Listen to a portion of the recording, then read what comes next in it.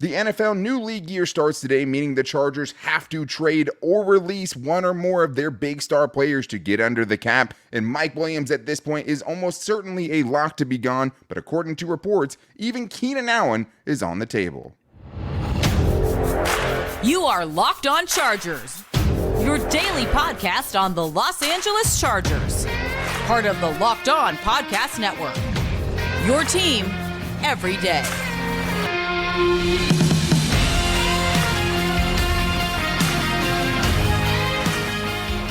What is up, and welcome into the Locked On Chargers podcast. I'm your host, Daniel Wade, joined as always by my co-host, David Drogemeyer. We've been covering the Chargers together for 8 seasons, but this is our 6th year as the host of the Locked On Chargers podcast, bringing you your team every day. Thank you to the everydayers out there for making us your first listen today, and to make sure you never miss the show, go subscribe or follow for free on the Locked On Chargers YouTube channel and listen wherever you get your podcast from. David, what do we got today?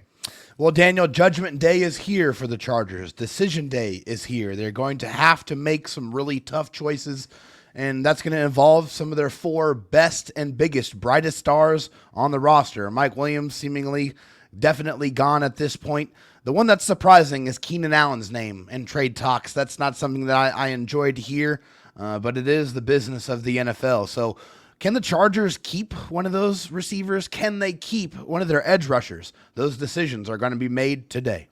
Yeah, it has to happen now. There's no more waiting. There's no more dangling all of these guys as trade bait. When 4 p.m. Eastern hits, the Chargers have to be under the cap. So we're going to see some moves today, and we'll be back with you guys later to break it down even more. But today's episode is brought to you by Game Time. Download the Game Time app, create an account, and use the code LOCKEDON for $20 off your first purchase. David, I wanted to turn today into a little bit of a buy or sell because we know some news is around the horizon. They just weren't nice enough to break it before we did today's show. How dare they? We might be back tonight with a live show to talk about all of the craziness that is going to ensue today. It's not maybe, it's not when, it's not if, right? It's happening today. We're going to see it. There's different ways it could go down, though. There's different ways the Chargers could get under the cap and still keep some guys as trade bait, potentially even closer to the draft. But we know some big names. At least one is going to get moved. But the one that we know the most, to me at least, is Mike Williams. So this is it. Mike Williams will be released by the deadline, buy or sell. Yeah, I'm going to buy it. And I think it's just because I'm scorned as a Chargers fan, thinking that there's a reality where the Chargers can get some type of compensation for Mike Williams in return. Obviously, that would be the ideal scenario, but I don't think that that's a likely scenario. I just think that the teams around the NFL know the Chargers are in a situation where decisions have to be made by them, and one of the easiest ways they can get almost all the way under the cap is by releasing Mike Williams. They save $20 million in cap space if they make that move. And I just think that teams are willing to wait for them to release him, and then they're going to jump on him like vultures. Right now, the Chargers, according to Over the Cap, are $25 million over the cap. That's according, officially including the deals that haven't been able to be official yet, which can't happen until the new league year, like Gus Edwards, like even Will Dissly, which isn't factored into it yet, but Alohi Gilman's new contract is. So you're probably looking at around $30 million almost over, maybe $28 million, something like that. So the Chargers could potentially, cut both of their edge rushers and still have Mike Williams and Keenan Allen. They would have enough space to do that, at least in the short term, especially. But it feels most likely, with the comments we've heard from the coaching staff and Jim Harbaugh himself in the front office, that Mike Williams is the most likely to get cut, especially after, of course, missing, 18 games over the last 2 seasons, even whether it's his fault or not. That's just the reality of it. So it's likely he's gone. I think he's the one I'm most confident about, that the next time you hear my voice, Mike Williams will not be on the Chargers anymore, which sucks, right? I mean, I wish it could have gone differently for him the last couple of years, the 2 years that he's been under this big contract. He's gotten hurt a lot, and obviously part of that was Brandon Staley playing him in a meaningless game. But, there's so many big moments that we'll have more time to reflect on. But, just off the top of my head, Chiefs 2018 game, Titans 2023 last year, right? Getting the pass 2 years ago, getting the pass in 2022. That led the to game he had game-winning against the field Browns too comes to mind as well. Game he had against the Browns, big Kansas City in 2021 when Brandon Staley beat the Chiefs for the one and only time with Patrick Mahomes. Game-winning touchdown, week True 18 Chiefs in the killer. tie Mike game Williams against was a the Raiders Chiefs in that game too. So just so many big moments. Yeah. We'll have more time to reflect on it, but this is something you have to brace yourself for because big changes are coming today. And it's sad, but it is a new era. But where do you draw the line? Because to me, you draw the line at Keenan Allen. You could get rid of all three of those other guys, and I can totally rationalize it. But it is scary to hear Keenan Allen's name coming up in trade talks, right? This was something from a couple of people, basically. This from Doug Kied of the Boston Herald, who said Patriots have checked in on the Chargers' big cap hits this week. And the Athletics' Chad Graff said that he expected New England to check in on trades if they can't get Calvin Ridley, including Keenan Allen being one of those guys. So, David, we talked about it before. I talked about him potentially as being close to untradeable. You said untradeable, and I said, hey, it would have to be a king's ransom. But here's the buy or sell. There's a real chance that Keenan Allen gets traded. Yeah, I'm still going to sell it. And the reason why I'm going to sell it is just going based off of everything that Jim Harbaugh and the organization, the new organization, has said about Keenan Allen and the way they have spoken about Keenan Allen in reverence and respect to what Keenan Allen has brought to the table. And also, Keenan Allen's still extremely productive. Yeah. Last year in 13 games, he set the single season record for receptions in a season, and he missed three full football games. It's just unbelievable. 1,200 plus yards. He missed 4 games. Missed all the Justin Herbert missed games. Yeah, still had over 1,200 yards receiving. Keenan Allen was an absolute monster last year. And I've said many times his game is more timeless because of the way he plays receiver. So I am going to sell it, although you have to entertain it because if the Chargers trade him, they can save $23.1 million in cap space. And I mean, one of these two moves basically gets them immediately under the cap and allows them to have space for their draft picks and for their in-season moves and for, the other things that they're going to need to do during the 2024 league year. Yeah, at the end of the day, 2 of these guys are going to have to get moved. The 4 guys we're going to talk about today. The big thing is they just have to get under the cap for now, and then they can kind of deal with it more, getting the in-season space and the in-season budget and draft pick allocation and stuff like that. That part I'm not as worried about. It's what do they do to get themselves into a position just to get under the cap, and then how long can they maybe string some of these other trade potentially along? This would be the first move that I would truly hate under the Jim Harbaugh regime. And I don't mind saying it because I know it's, hey, I get what the plan is, and I get letting him take over and do what he has to do. And if it's a king's ransom, that's what I said it would take, right? So that could be what it is. Yeah. And I take some consolation, I guess, in knowing that Albert Breer is saying, hey, Allen is the most likely to move, most unlikely to move, but they are listening, right? But they're listening. So there is a real chance it happens that they could just try to stock up draft picks and, build it in this image. The thing that rings hollow to me is we heard from Joe Ortiz, and we also heard from Jim Harbaugh that they're trying to win this year, right? Yeah. And it's just you're not going to be able to sit there and argue with me that no matter what they do from this point on, that they're going to be a better team in 2024 without Keenan Allen. That's sell to me, right? Yeah. But I think the big thing is we kind of thought there would be an extension done by this point. So let's make this last buy or sell this. We should be concerned at this point that we haven't seen a Keenan Allen extension. Yeah, I'm not overly concerned because there are other avenues that the Chargers can use to get under the cap before they make the decision to extend Keenan Allen. But it is something that I expect them to do because, there's a couple of moves that they can make to get under the cap, but this gives them, depending on what the contract extension looks like, gives them even further space to be able to work because there's still a lot of positions in free agency that I feel like it would be better suited to look for solutions than the draft. I think that, if they're able to extend Keenan, they get more space, maybe they can go out and get a center, a starting center in free agency. I think that will allow them to get further, down the line and give them more wiggle room. I mean, I'd like to see it, but I'm not overly concerned that it hasn't happened as of this moment.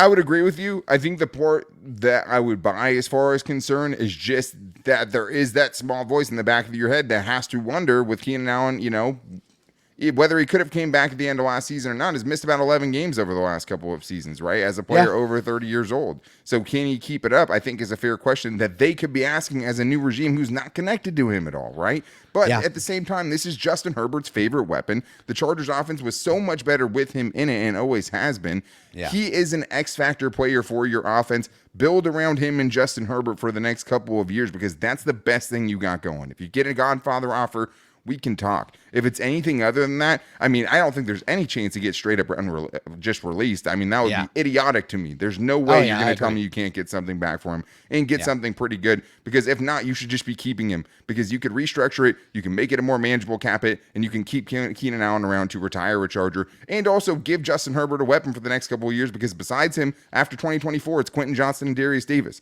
It's a really thin room when you're looking at the big picture of things. You can make it a little less thin by giving him an extension. Hopefully we see it, and it still could happen. But you have to wonder if that's what they want to happen with this new regime coming in and shaking things up a little bit. But it's not going to end with the receivers, because we're going to see a shakeup of the edge rushers. And I think that by the end of the day, they don't have to necessarily get rid of one of them, but will they? Will they be able to find a trade partner? Could both of them be gone? We're getting into all that and more on today's Locked On Chargers podcast.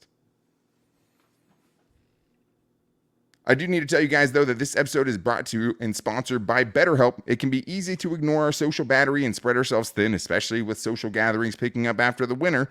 What's the right amount of socializing for you, and how do you recharge? Maybe you thrive around people, or maybe you need some more alone time. Therapy can give you the self-awareness to build a social life that doesn't drain your battery. I know for me, sometimes I just want to be locked away in my room, and that's just kind of the best way I have to deal with some things, and just be able to, check out from everything, the craziness of 2 jobs and a baby on the way and all of those things. But I also need time with my friends and family as well, and having someone like a therapist to talk to about that and help you balance things and make you not feel bad for not spending time with certain people, and just help you figure out how to best deal with your day-to-day life, I think is invaluable. And all you have to do is fill out a brief questionnaire to get matched with a licensed therapist, and switch therapists at any time for no additional charge with BetterHelp, because it's super convenient and it's online, so you don't even have to leave your house. Find your social sweet spot with BetterHelp. Visit BetterHelp.com/LockedOn today to get 10% off your first month. That's BetterHelp, HELP.com/LockedOn. David, today is Armageddon for a lot of longtime Chargers. I mean, it is truly the end of an era today, and I know that we're going to feel like this when we meet up later to discuss all of the news that does happen today, because it is going to be a huge changing of the guard, a passing of the torch. The fallout. And this is the fallout of the all-in moves the Chargers made last year. This is the fallout to all the people who say the salary cap isn't real. Yeah, the Chargers could restructure a bunch of contracts and Justin Herbert and Joey Bosa and keep kicking the can down the road. But at the end of the day, these are the decisions you have to make when you put yourself in the decisions the Chargers did with what Tom Telesco and company did last year, restructuring, trying to go all in, and it ended in a 5-win season, which is just insane that you're paying for this and you have so much less cap because of the moves they made last year. Now the new regime is here to clean it up, and they're going to have to make some tough decisions on these big contracts. And the next guys we have to talk about are the edge rushers. David, we know the deadline is today. The buy or sell is this: at least one of the Chargers edge rushers will be released or traded by the time the deadline comes around. And I know this seems obvious, and I'm going to give it to you, but the Chargers don't have to. The Chargers could release Mike Williams they could release Mike Williams and restructure Keenan Allen and get under the cap and keep dangling these guys out there. Both of them have a cap hit or a roster bonus on Friday, on the 3rd day of the new league year. Keenan Allen's is actually a little bit later. Mike Williams does as well. But just because, the moves have to happen today, it's still in theory could keep these guys for now and still try to trade them. But what's your gauge on it? Do you think no matter what, one of these guys is going to get moved today? Yeah, I'm buying it. I think that there is definitely going to be one of these guys that gets moved today, whether that be by release or by trade. Just because you look at the money, and that's where you have to start. $23.25 million in cap savings for Khalil Mack, $14.388 million for Joey Bosa. They just can't really afford to keep both of these players at this juncture. I mean, they can, but I mean they'd have to get really creative with it. In my eyes, I think one of these guys are absolutely gone by the end of the day. Yeah, and it'll be interesting because for Joey Bosa to release him, it would work much better as a post-June 1st cut, but I think he has to actually make it through the new league year to be considered as a post-June 1st cut. So just that alone, I don't think they could do and still do it before the new league year starts, right? Because that's the best way to save the most money because he still is under contract through 2025. Yeah. Mike Williams, Khalil Mack, both those guys you could get rid of, and there's only 1 year left on their contracts, so you're still going to save the maximum amount that you can and get under. So, yeah, I'm going to say If I had to put my money where my mouth is, I would say that if the Chargers can't get a deal done today for Khalil Mack, I think he's going to get released. I think that's where the easiest money comes from. I think Joey Bosa's contract is at least more flexible. And at the worst case scenario, you have a big out after next year as well. Yeah. You could still potentially trade him down the line if you felt like it. But I do think the most likely thing that's going to happen today is that Mike Williams is cut and Khalil Mack is either traded or cut. Or they find a way to trade Joey Bosa, meaning that Keenan or Khalil Mack sticks around because they found a trade partner. But if they can't find any trade partners, because this is what Diana Rossini's saying, the Chargers are open to trade offers from many veteran players, including Joey Bosa and Khalil Mack per sources. There are teams that are interested, but many around the league are waiting and willing to see if the Chargers cut them soon, right? You could get around that. There's ways you could kind of work the system and be like, hey, we don't have to release them, or hey, we're going to release the other one, not the one that you want. Right. But it hasn't come to fruition yet. But I'm guessing the reason we haven't seen any moves, and it's why it's going to the 11th hour, is they're still trying to get it done. They're still fighting pushing hard tooth and nail to get a deal done. To trade Mike Williams, trade Joey Bosa, trade Khalil Mack, maybe all three of them, which takes us to the next buy or sell here, David. I'm assuming Mike Williams is gone. There is still a real chance that both edge rushers are gone. Yeah, I'm going to sell that one. And the reason why I'm going to sell it is because of what you said about Joey Bosa's contract for next year. It makes a lot more sense for the Chargers to hold on to Joey Bosa and cut him after next season, because if they do that, it's only $7.6 million in dead money, and they save $25.360 million in cap space next season. Whereas this year, if they were to do it before the new league year, they only save like $14 million and take on $22 million in dead cap. So that's a big difference. It is. It's a massive difference in money, and they have to look at that when they're making these type of decisions. So that's why, for me, I feel like it's not going to be both of them. I think it's very much going to be one or the other. I'm buying it. I think there's a real chance, but I think that it would only happen if they're getting something back. But I 100% think that they'll get rid of one of them, and I think if somebody still comes after the other one and gives them a good offer for it, I think they're going to do it. I don't think they're as attached to any of those guys. I mean, I think they know they have to make some hard decisions with someone like Khalil Mack, but if somebody comes after the fact and wants to trade for Joey Bosa because they missed out on the free agency sweepstakes, I think the Chargers would take something, and maybe not as much as people would think, for Joey Bosa to just help this restart, right? I agree.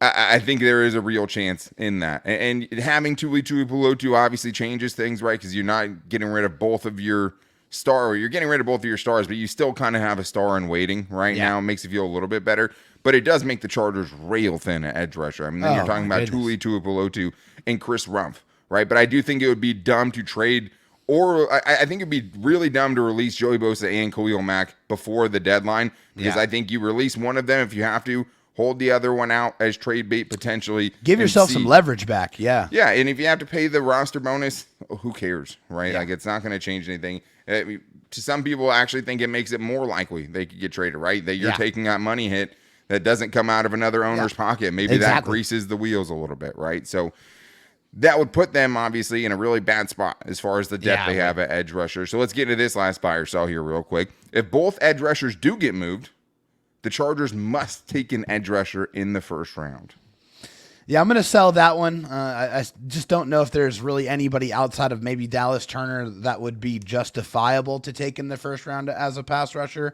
It's obviously very, very important for them to address that position, and not at 5. I mean, still not at 5. I mean, we already talked about Dallas Turner. This would be a trade back situation, probably 9-10. Probably in that area, I would feel a lot more comfortable taking a guy like that. But I don't think it makes them, forces them to take an edge rusher in the first round, but it has to be prioritized in the first 3 rounds for sure. I mean, we know how incredibly important edge rushers are in the NFL. It's the people who are playing quarterback and the people who are getting after the quarterback that make pretty much the most money in the NFL. So it is very important to address it. We've seen how important and how impactful they are when they're on the field, and we know how impactful when they're not on the field. Yeah, I mean, there's going to be multiple edge rushers drafted in the first round. It's just how far are you willing to go back? Yeah, that's what I meant. Yeah, because, Jared Verse is a guy that might be the first edge rusher taken. Latu from UCLA is another first-round guy. I mean, there's no real consensus. I mean, Dallas Turner, I think we watched him, not a ton of holes in his game. But to me, edge rusher is a trade-back exclusive, right? Getting more picks. Then again, at the same time, if you trade Keenan Allen and Mike Williams, I'm Malik Neighbors almost no matter what. Oh, guaranteed. It has to be. Almost no matter what. You already get some draft capital back for the other guys. It's Malik Neighbors for me or bust. Malik Neighbors, Marvin Harrison Jr. at that point. Yeah. You have to, right? Edge rusher, I don't think you have to. I think you could find, a veteran edge rusher to come in a little bit cheaper to play across from a Tuipulotu on a short-term basis. But, man, I mean, you need a running mate for him. You only have Chris Rumph in there. You'd have to take one very early, but I don't think you have to take one necessarily at 5 or in round 1. If you trade back, then I could get a little bit more on board, knowing that you already recouped some of those assets and you're having a chance to kind of double stack there and replace somebody with someone really young, get a premier player, and there's a couple premier players there. But the Chargers already had to make some tough moves, David, and that was letting go some of the guys that were their best offensive and defensive players. But the big one was Austin Ekeler. Austin Ekeler headed to the Washington Commanders for not very much, David, and Kenneth Murray for way too much, probably. So we're going to talk about if it was a mistake to let Austin Ekeler walk for that money and what's next for Kenneth Murray and if that was a gigantic overpay. Coming up and more on today's Locked On Chargers podcast. I do want to tell you guys about Game Time, though, because just because football season is over doesn't mean you're not going to be going out and needing tickets. And Game Time is the fast and easy way to buy tickets for all sports, music, comedy, and theater near you. With killer deal on last-minute tickets and their best price guarantee, you can stop stressing over the tickets and start getting hyped for the fun that you're going to have. Game Time is the place for last-minute ticket deals, and there's no stress because the Game Time guarantee means you'll always get the best price. If you find tickets in the same section and row for less, Game Time will credit you 110% of the difference, and it gives you all of the prices up front, which is great to me. The worst thing you could ever do is think you're getting a great deal on tickets, and by the time you get to the checkout, your tickets are like 30% more than what you thought they were going to be. It's like, well, I guess that isn't as great of a deal. If you want to get the best deals, you go to Game Time, and you can do that because it's the fastest growing ticketing app in the country for a reason, and you can get the images of your seat before you get there to make sure you're going to have the experience you want to have. So take the guesswork out of buying tickets, download the Game Time app, create an account, and use the code LOCKEDONNFL for $20 off your first purchase. Again, create an account, redeem the code LOCKEDON NFL for $20 off. Download Game Time today. Last minute tickets, lowest price, guaranteed. David, we did some buy or sells on the guys that we know are likely to get moved today as the new league year starts. But with the tampering period already well underway, we know some former Chargers are not going to be back in Bolton in 2024. But I do want to tell everyone to make sure they're checking out Locked On Sports today, because it's the first ever national sports 24/7 streaming channel, giving you the local experts, giving you coverage from every sport the way that only Locked On can. So make sure you guys go subscribe to that today. But David, Austin Ekeler to the Commanders. That was something I didn't see coming.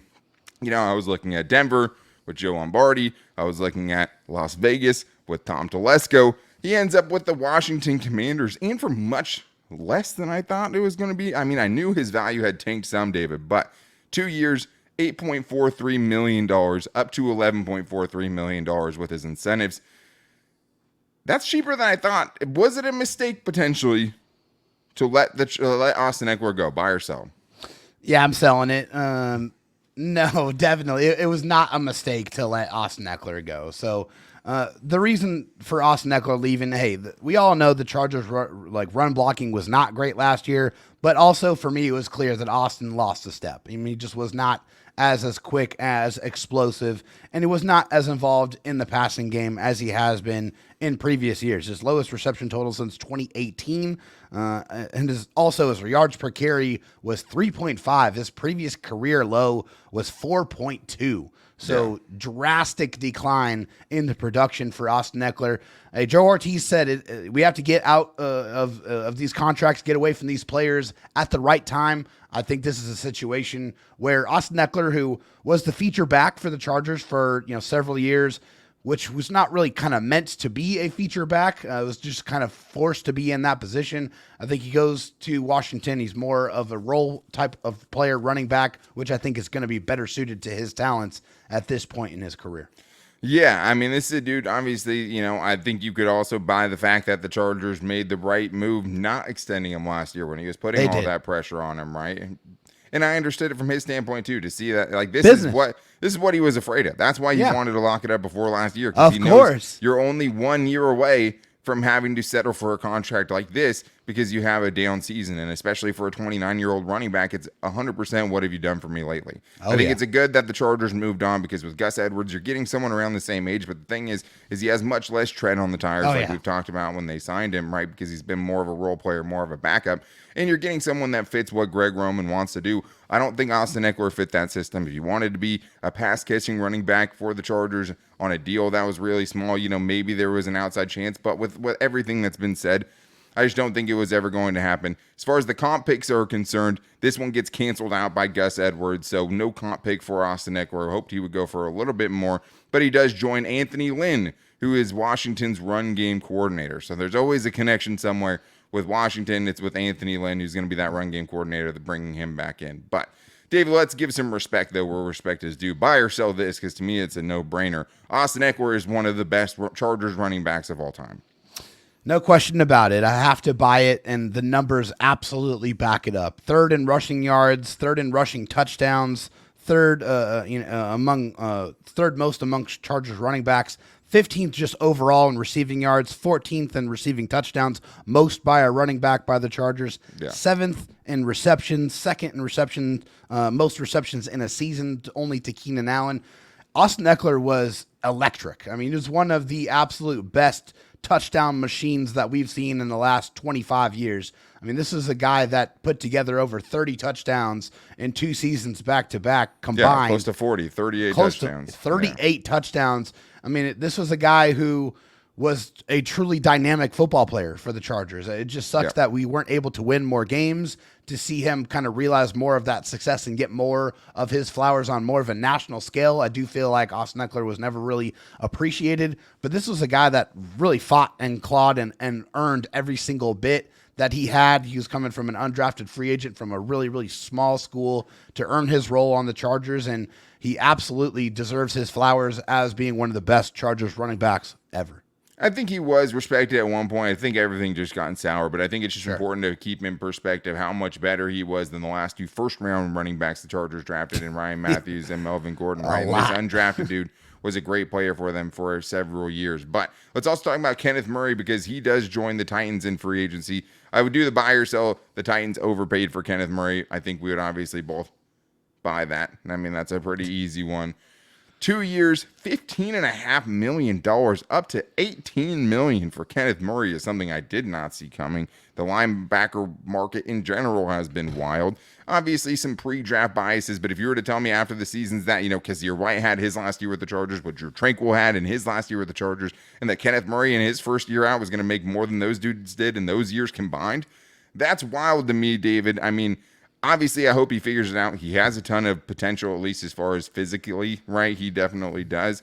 But, man, this was something I saw as a huge surprise. Kudos to his agents. My goodness, good Daniel. for him, man. Hey, good for him. He got a bag. But for me, this is first-round pick bias to the max. Yeah. If you watched Kenneth Murray play every single game for the last 4 years, like Daniel and myself have, it is clear to me that there's no way that he should have got this type of contract. He was a deer in the headlights in coverage. He had absolutely no idea where he was supposed to be, what he was supposed to do. He was really bad against the run for a large portion of his tenure with the Chargers, and he just looked lost. I mean, the only thing that Kenneth Murray really did well was ram himself against the offensive line and try to, really open up holes for people behind him. I mean, he had a couple of good games. He made a couple of good plays, but by no means did he earn this type of contract. Kudos to the agent.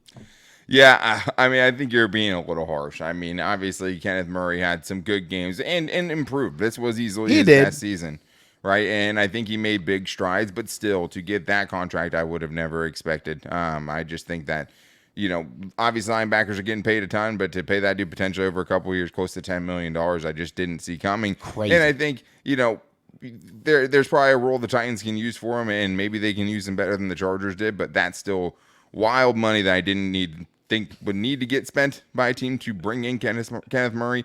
But this is what I thought immediately when I saw it. Like, It's crazy because even Joe Ortiz is better than Tom Telesco already. When his players leave, they go sign for much more elsewhere because nobody was signing for anything after they left Tom Telesco before. That's true. So in the compensatory pick formula, this as of right now is netting the Chargers a 6th round pick. So thank you, Kenneth Murray, for going and getting that deal. Everyone should be happy about that. Gerald Everett, we talked about him because we knew, with Will Dissly coming in that it was likely a farewell to Gerald Everett, like we said yesterday. He gets 2 years, $12 million, almost the same exact thing as he got with the Chargers a couple years ago. Good for him. Also, right now, netting the Chargers a 6th round compensatory pick. So Joe Ortiz already putting his money where his mouth is at that point. But very, very good. These guys going and signing other places. We wish them the best. Yeah. They got the Chargers a couple of picks already, and it's crazy how many years we went without compensatory picks because Joe Ortiz is making it look really easy. But make sure you guys are back with us and keeping an eye on everything today. Following us and me at Dan Talk Sports, Dave Drogemeyer, Dro Talk SD. As these moves go down today, we will be there to talk about it. And on our Twitter at Locked On LAC. You can also find the show on Instagram at Locked On Chargers and our Locked On Chargers Facebook page. But make sure you are subscribing or following for free on the Locked On Chargers YouTube channel because we might have a live show for you guys depending on how crazy stuff gets today. And you can also find us wherever you get your podcast from. But make sure you are back here. The everydayers, it's going to be one that you're not going to miss because moves are happening today. Who, when, can they get a trade done? That's what we're going to find out. And as your team every day, we're going to be here to break it down with you guys. But until then, guys, take it easy and go Bolts.